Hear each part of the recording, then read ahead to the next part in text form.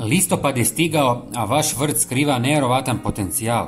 Mnogi misle da je jesen samo vrijeme za čišćenje i pripremu tla, ali zapravo je to najbolje vrijeme za sadnju koja će donijeti fantastične rezultate u proljeće i zimu. Danas vam otkrivam 5 biljaka koje vredi posaditi upravo sada i nekoliko novih trikova koji će vaš urod učiniti izvanrednim. Počnimo sa zelenom salatom.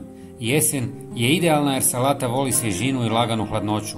Posadite sadnice ili sjeme izravno u tlo obogaćeno kompostom. Dodajte malo taloga od kave kako biste oslobodili dušik, što potiče brži rast listova. Držite razmak od 25 cm, lagano zalijevajte, a preko noći pokrite prozračnim malčem od slame ili lišća da tlo zadrži vlagu i spriječi smrzavanje. Zatim je tu špinat, biljka koja obožava hladne i vlažne uvjete. Posijte sjeme na dubinu od 2 cm i lagano prekrite zemlju. Trik koji malo tko zna je da špinat bolje uspijeva ako mu tlo pospete tankim slojem pijeska.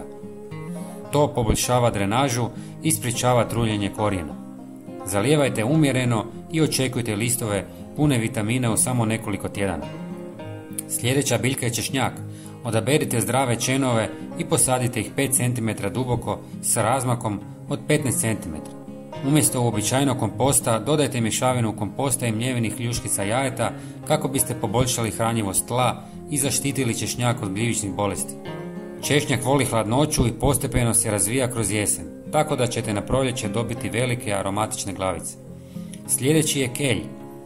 Vrlo otporna biljka koja uspijeva u hladnim mjesecima. Posijte sjeme ili sadnice na dubinu od 2-3 cm.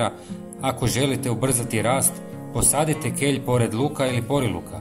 Ove biljke se prirodno pomažu i štite jedna drugu od nametnika. Još jedan trik je da tlo prije sadnje pospete tankim slojem drvenog ugljena ili pepela. To poboljšava pH tla i smanjuje rizik od bolesti. Na kraju, luk. Umjesto klasične sadnje u ravne redove napravite mala ostrva s laganim slojem komposta i pijeska. Posadite lukovice 10 cm duboko, a gornji sloj tla lagano pospite pepelom ili zdrobljenim ljuskama oraha. To stimulira rast lukovica i čuva ih od bolesti. Jesen je idealna jer luk mrzi vrućinu, a tlo je dovoljno toplo da korijen počne razvijati čvrstu strukturu. Još jedan univerzalan savjet za sve ove biljke je da tlo prije sadnje lagano poprskate slabom otopinom kamilice ili koprive. To jača otpornost biljaka na bolesti i potiče zdrav razvoj korijena.